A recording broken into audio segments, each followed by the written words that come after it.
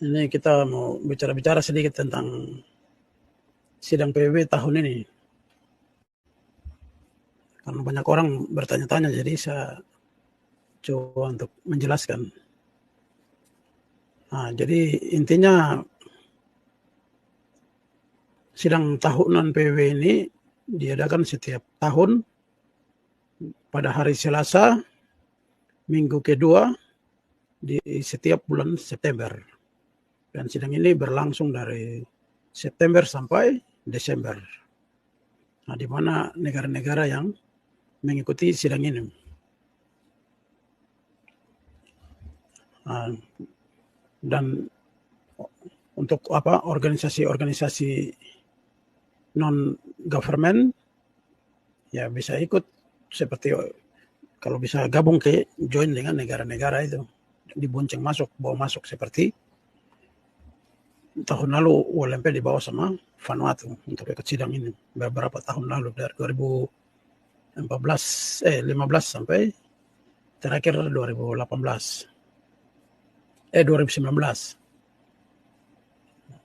Nah, sidang ini ya memang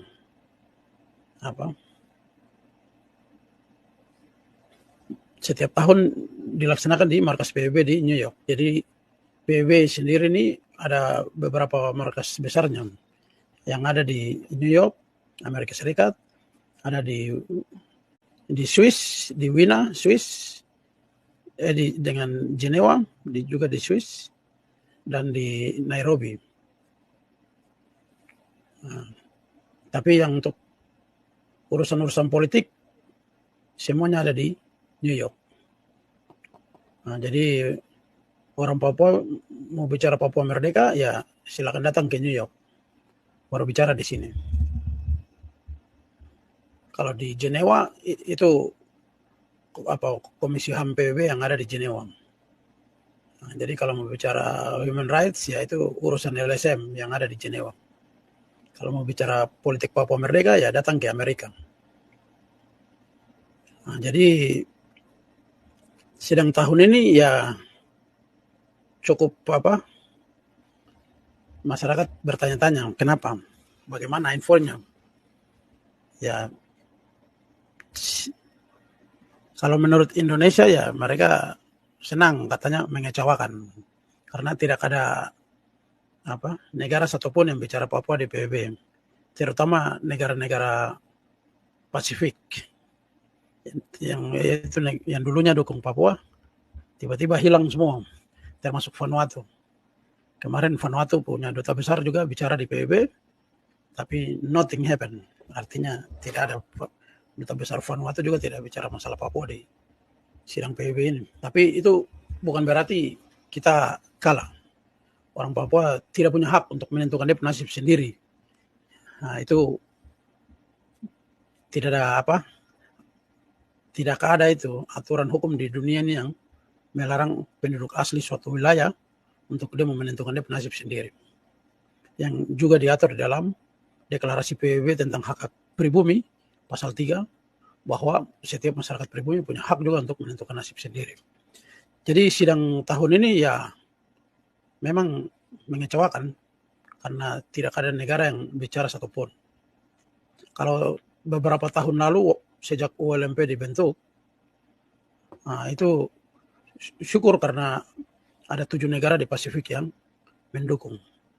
Nah, itu waktu zaman itu di bawah ULMP, di bawah pimpinan Kakak Oktomote, sangat bagus, lumayan lah ada 7 negara yang bicara di PBB.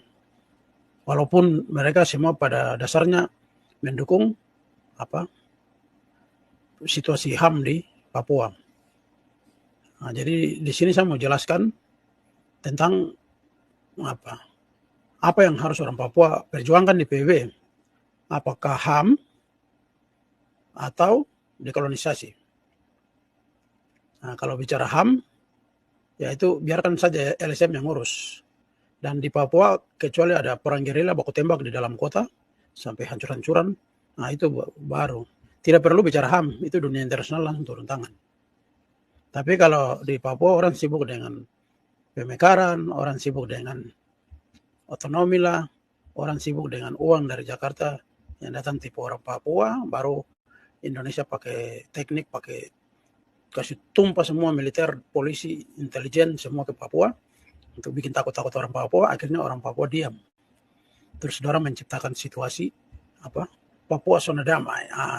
Zona damai supaya jangan bikin kacau, nanti ada intervensi internasional.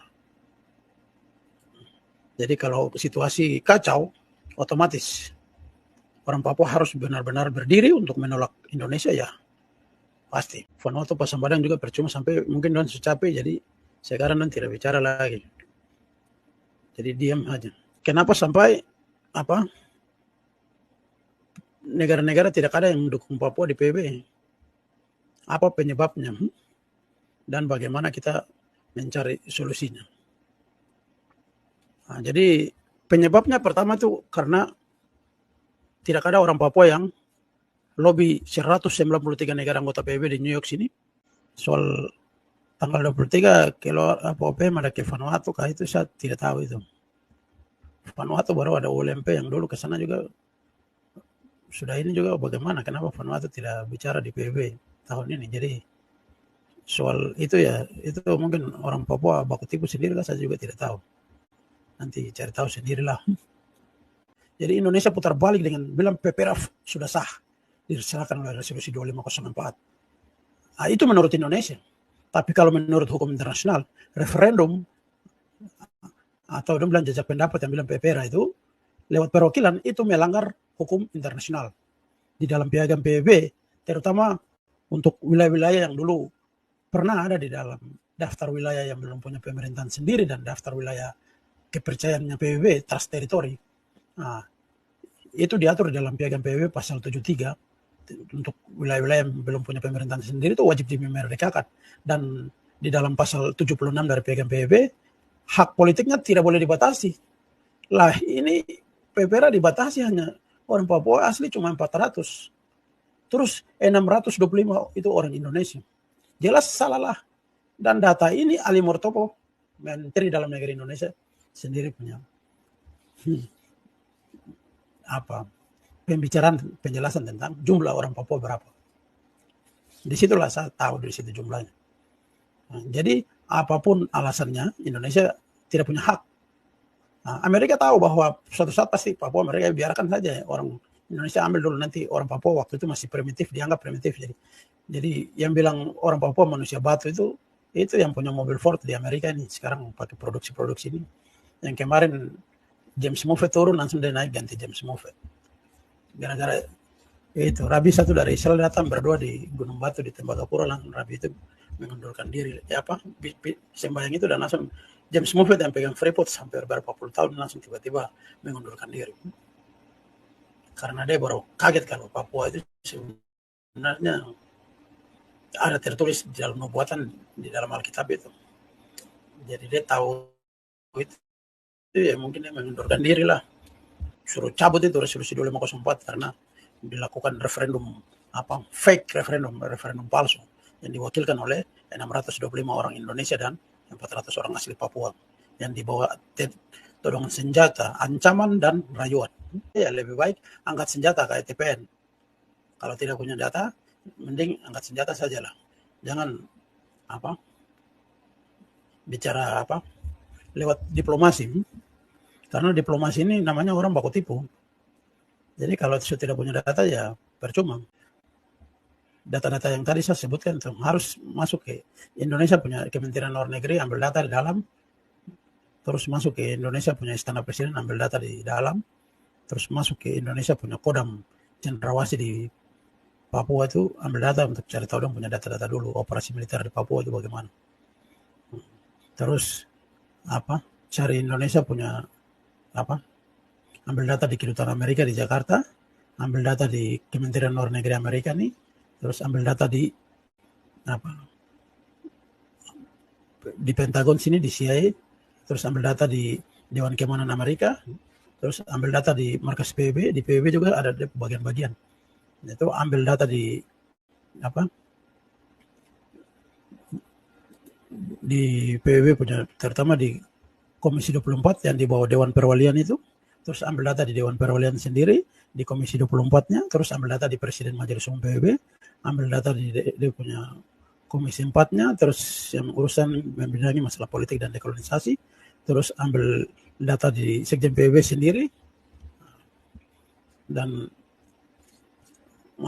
ambil data di Belanda supaya itu maju ke Mahkamah Internasional di Den Haag untuk gugat Indonesia juga bisa menang, atau toh lobby di negara-negara mau lobby Vanuatu kecil itu MSG kecil itu saja tidak bisa dukung Papua karena tidak ada data untuk yakinkan anggota MSG itu. Bingung semua, jadi akhirnya sudah ULMP tidak bisa yakinkan orang, ya sudah gagal lah.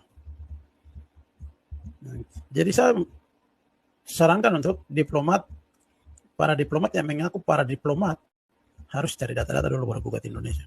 Kalau tidak mampu, ya sebaiknya jangan tipu-tipu masyarakat. Nah, nanti pakai isu Papua untuk jalan kumpul-kumpul masyarakat, kasih bantuan-bantuan, baru padahal ujung-ujungnya tak ada hasil, nol.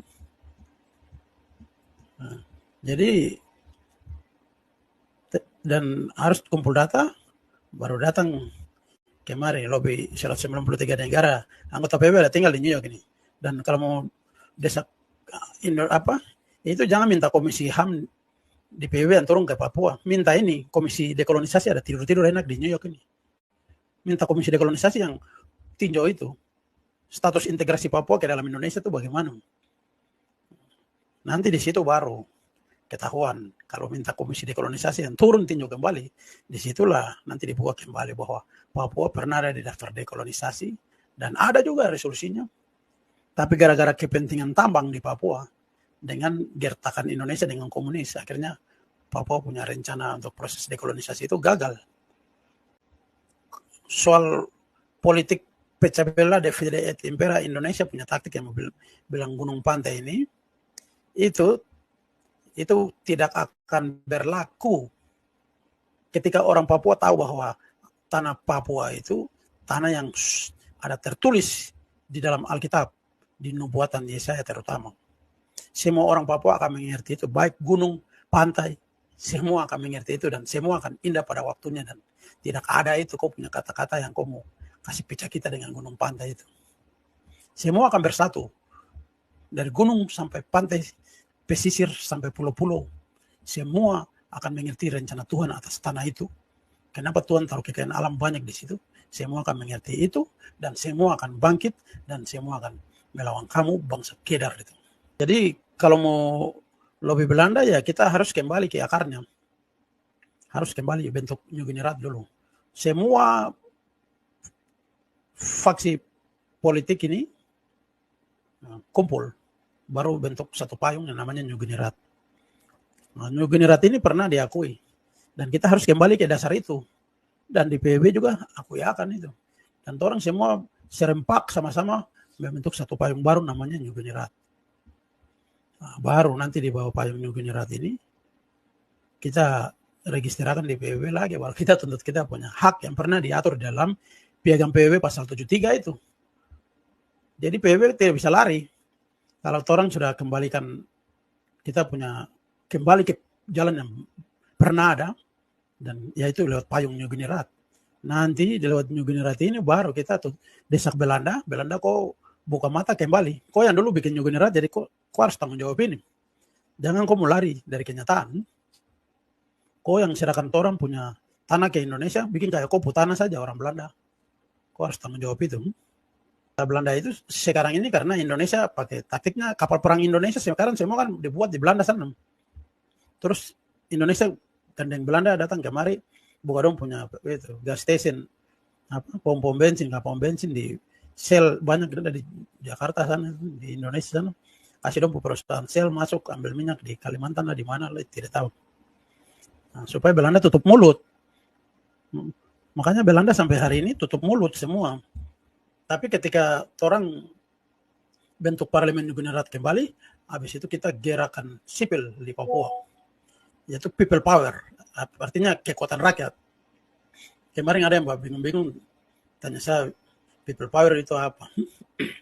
Karena tidak mengerti. People power itu yang contohnya dulu demo monyet di seluruh Papua, semua orang turun demo di mana-mana gabung.